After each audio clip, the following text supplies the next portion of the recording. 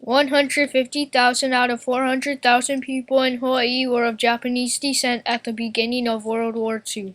The U.S. Army called for 1,500 volunteers in Hawaii and 10,000 enlisted. About 19,000 Japanese Americans from throughout the United States served during World War II. 25 were selected to take part in the top-secret dog training mission on Cat Island, Mississippi. Japanese American soldiers felt it was their right to fight for their country during World War II. And once they had committed to this, they felt it was their responsibility to do what they were told and become the bait in the top-secret dog training mission. Many Japanese American boys in Hawaii felt they were more American than Japanese. They felt a loyalty to their country and wanted to protect their homeland. Before the attack on Pearl Harbor, many of their parents wanted the boys to return to Japan and learn the ways of the Japanese culture. This was the first conflict the soldiers had to face. They wanted to prove they were just as loyal as any other American soldier. After the attack on Pearl Harbor, many of the Japanese parents changed their views and felt like if their boys wanted to join the army, they should, because they felt a lot of disrespect from Japan. I was angered to realize that my government felt that I was disloyal and part of the enemy. And I wanted to be able to demonstrate, not only to my government, but to my neighbors, that I was a good American. As soon as the Japanese attacked Pearl Harbor, the status of these boys as American soldiers changed. They were ordered to return to Schofield Barracks, and when they woke up the next morning, they found guards all around them. They were given jobs such as cleaning up and digging ditches. They were kept away from other soldiers, and all of their firearms and ammunition were taken away from them. Some were allowed to leave Schofield and help guard the beaches, but always with armed guards on them. While guarding the beaches against a landing attack at Waimanalo on the southeast end of Oahu, a Japanese submarine came ashore. They rescued the sailor and put him under arrest. They hoped that this would help prove that they were loyal to the United States, but still some had doubts about them. The soldiers were tired of digging ditches and being segregated from the other soldiers, and were anxious to really be part of the war effort and prove their loyalty to their country. At the same time, William A. Prestre, a Swiss refugee, convinced the United States government that he could produce an army of war dogs who would kill Japanese on sight and on their own, without handlers instructing them. Because he believed that different races had distinct smells, he thought a unit of attack dogs could be dropped on occupied beaches in the Pacific that would be trained to devour Japanese defenders based on their smell. Mr. Prestre claimed that he could produce up to 30,000 dogs to form an assault team to take Japanese-held islands by storm. 25 Japanese American soldiers from Hawaii were soon recruited to take part in this top-secret dog training mission. They were not allowed to let anyone know where they were going or what they were doing, which was easy at first because they didn't know either. They were taken by plane, boat, train, and truck undercover so that nobody would see them as they traveled. Reino Sako was one of those soldiers. They picked 25 of us, and I was one of the 25 selected. Not officer, all enlisted personnel, private, corporal, sergeant.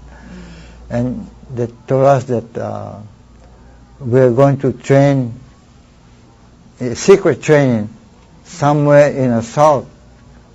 But so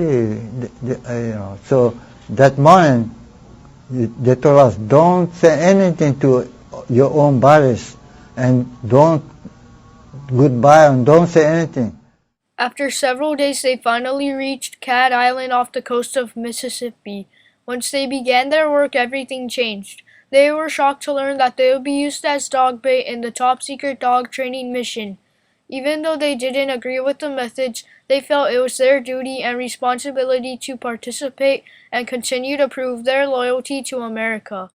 They were not allowed to make friends with the dogs or the trainers. They were to run and hide in the swamps, and with the snakes it was scary. When they were found by the dogs, they had to put horse meat and blood on their necks so the dogs would attack them. As time went on, the attacks became more violent. They had to whip the dogs, throw rocks at them, and do anything that would help make the dogs hate them even more. This was hard on the soldiers since they loved dogs. and it was really scary to be attacked so often. If they were caught trying to be nice to the dogs, they were yelled at and told these dogs were not pets, they were the enemy, and they need to be trained to kill you. They put me in a kind of hockey clothes with all that thing and pushed me up on the tree. And then they gave me a pistol. And then the dog I'm looking for. Soon he spot us. I fired a pistol and I jumped down from the tree. And 3 dogs, attacking me like this all over. And then I was so tired so I fall down. They took the 3 dogs away. 3 dogs, just come one time. After a few months, the project was cancelled when it was discovered that the dogs could not distinguish between soldiers of different races. The dogs continued to be trained as sentry dogs, scout, suicide dogs, and to locate wounded soldiers. Cat Island continued to be used for dog training and teaming dogs with messenger pigeons for communication. The soldiers went on to join the 100th Battalion and fight in Europe.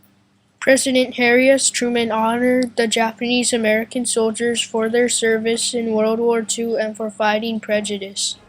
You fought not only the enemy, but you fought prejudice, and you've won. Keep up that fight, and we'll continue to win. To make this great republic stand for just what its Constitution says it stands for, the welfare of all the people, all the time. These soldiers, true Americans. Some may say that this was the real beginning of the civil rights movement. After World War II, the Army did away with segregated units. A few years later, public schools became desegregated, and today, especially in Hawaii, we live in harmony with all races of people.